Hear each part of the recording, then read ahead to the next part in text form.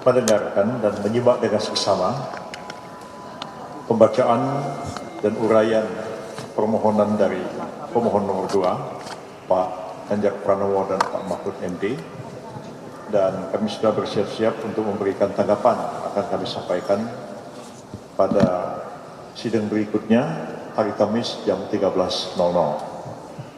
Sepintas kami dapat mengatakan bahwa permohonan ini sebenarnya lebih banyak narasi seperti yang awal tadi, dan sedikit sekali bukti-bukti yang dikemukakan, dan sifatnya itu adalah kualitatif.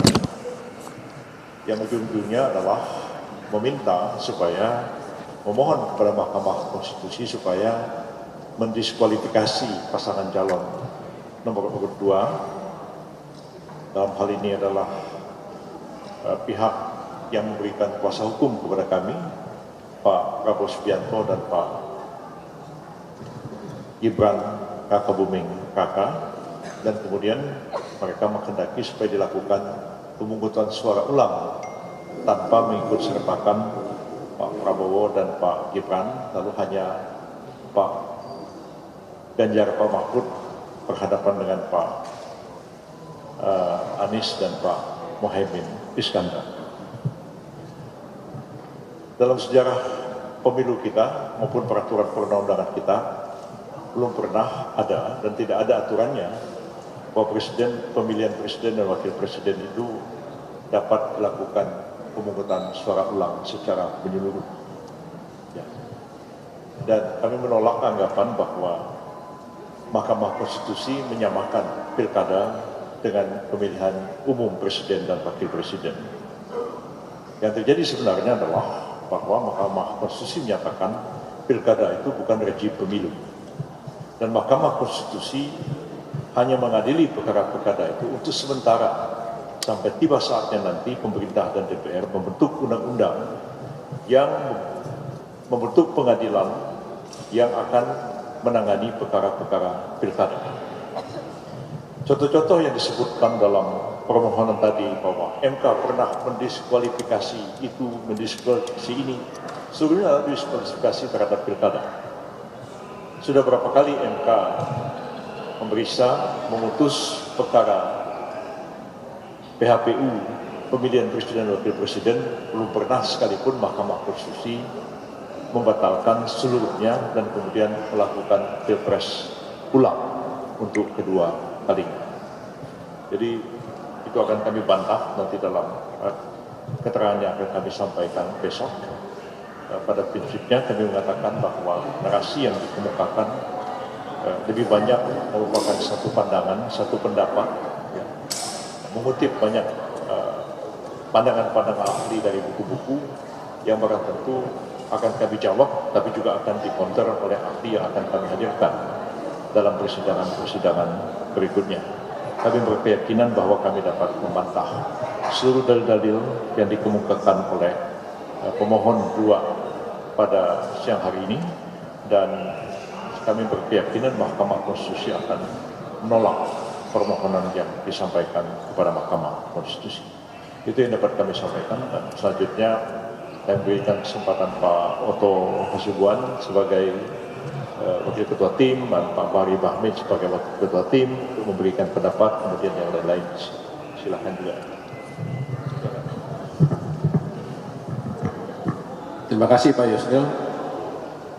Saya ingin menyampaikan beberapa hal penting, bahwa selain yang sudah disampaikan oleh Pak Yusril tadi, saya ingin menambahkan bahwa sepanjang persidangan tadi yang dibahas di sana itu kelihatannya hanya soal demokrasi. Seakan-akan perkara ini perkara tentang demokrasi, sehingga ada kesan kalau ada yang menang maka demokrasi bagus, dan kalau ada yang kalah demokrasi tidak baik. Padahal ini perkara sengketa, ya, sengketa pilpres. Nama sengketa tentunya hal itulah yang harus dibicarakan, bukan tentang demokrasi, walaupun memang kita menginginkan negara demokrasi. Kedua, dalam rangka membicarakan tentang demokrasi tadi, dari pihak pemohon 2 merujuk kepada putusan-putusan pengadilan yang ada negara-negara Kenya, Zimbabwe, dan juga Malawi. Terus terang aja saya sangat sedih, menyesalkan itu. Seakan-akan kita dituduh dengan pernyataan itu, seakan-akan negara kita itu lebih rendah daripada Malawi, Kenya, dan Zimbabwe. Yang saya rasa menurut saya justru negara Kenya, Zimbabwe yang harus mengikuti Indonesia tentang hukum, karena saya meyakini hukum di negara kita lebih baik daripada mereka, bangsa Indonesia lebih baik dari mereka dalam segala hal. Sehingga kalau argumentasi hukum yang disampaikannya itu merujuk kepada undang-undang dan pengadilan yang ada negara yang menurut saya tidak lebih baik daripada Indonesia, itu keliru. Dan itu sungguh menyakitkan hati bangsa Indonesia, karena menempatkan negara Indonesia di bawah daripada negara tersebut. Itu yang kedua. Yang ketiga, yang terakhir adalah pemohon kelihatannya memang memasakkan bahwa agar perkara ini menjadi kewenangan daripada Mahkamah Konstitusi. Walaupun mereka mengakui, tadi dinyatakan di sana, benar ada pasal 475 Undang-Undang Pemilu yang mengatur bahwa kalau sengketa pilpres itu sengketa hasil di Mahkamah Konstitusi, tetapi kalau soal TSM itu ada di Bawaslu. Mereka mengakui, tapi mereka ingin membuat suatu terobosan, meminta hakim membuat terobosan. Ini keliru, karena terobosan bisa diambil kalau tidak ada aturan yang berlaku. Seperti kasus dulu TSM tahun berapa? 2014, nggak ada aturan tentang TSM, sehingga mahkamah mengambil terobosan menciptakan adanya pelanggaran TSM itu. Nah sekarang TSM sudah diatur dalam Undang-Undang Pemilu, jadi tidak ada lagi ruang bagi Mahkamah Konstitusi untuk mengambil suatu terobosan yang bertentangan dengan undang-undang yang ada. Sehingga kepatuhan kita, kepatuhan Mahkamah Konstitusi haruslah tetap dijaga agar patuh kepada undang-undang berlaku dan hukum acara yang sudah diatur di dalam undang-undang tersebut. Inilah yang perlu kita jaga dan kita jaga bersama. Jangan sampai undang-undang diatur untuk hanya masyarakat sesuatu. Kita tegakkan hukum dan keadilan. Terima kasih. Ini mungkin Pak Ari. Iya, terima kasih. Saya tambahkan beberapa hal yang sudah disampaikan oleh Profesor Yusril dan Profesor Oto Hasibuan. Yang pertama, kami telah membaca secara cermat seluruh permohonan ini sebanyak 151 halaman. Sebagaimana tadi yang pokok-pokok pikirannya sudah disampaikan dalam persidangan ini. Kami menemukan ada 4 hal penting yang sangat elementer dalam permohonan ini. Yang pertama, permohonan ini sebenarnya bercorak riset. Jadi sudah bagus dia itu satu produk riset, tapi salah forum.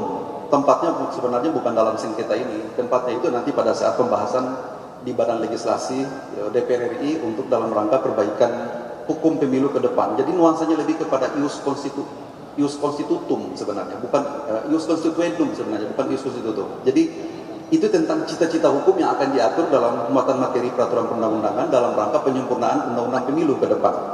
Poin itu kami menganggap hal yang positif saja kalau nantinya permohonan ini mau dibawa ke sana ke DPR untuk pembahasan penyempurnaan undang-undang pemilu ke depan. Itu yang pertama. Jadi karena dengan dasar itu akhirnya permohonan ini terkesan sangat-sangat dipaksakan mencari rujukan teoritik maupun justifikasi dengan cara mencari putusan peradilan atau lembaga Mahkamah Konstitusi dalam bentuk jurisprudensi dan seterusnya. Tapi sangat sulit. Yang kedua, dalam permohonan tadi petitumnya itu sebenarnya bagi kami sesuatu yang sangat janggal dan tidak lazim, karena petitum itu mengandung muatan yang sangat agitatif. Kalau kita membaca hati-hati petitum itu dimintakan pemohon mengharapkan mendapatkan 5 orang hakim konstitusi saja untuk memutus dan menciptakan sejarah baru dalam persoalan peradaban peradilan ini. Jadi sebenarnya ada upaya pembelahan hakim konstitusi yang berjumlah 8 orang.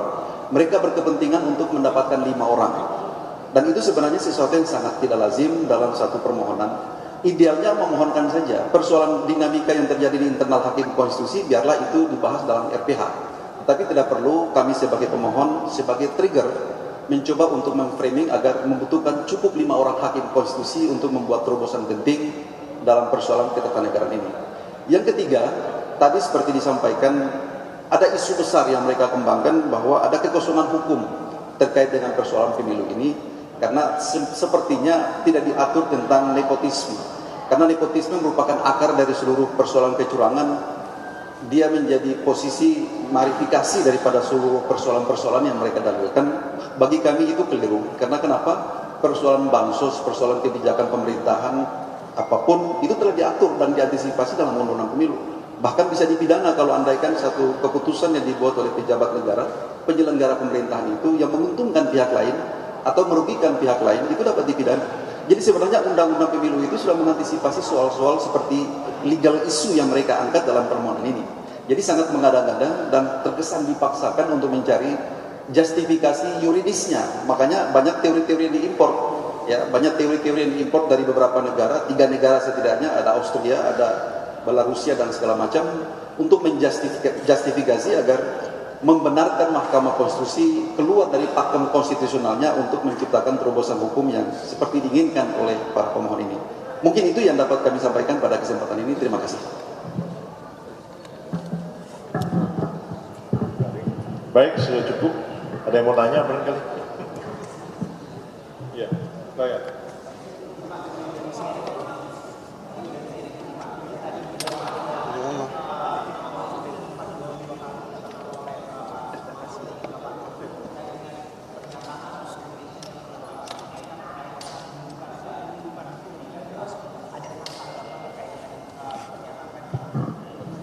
Ya, itu yang tadi malam saya katakan kaul kadim dan kaul jadid, pendapat lama dan pendapat baru.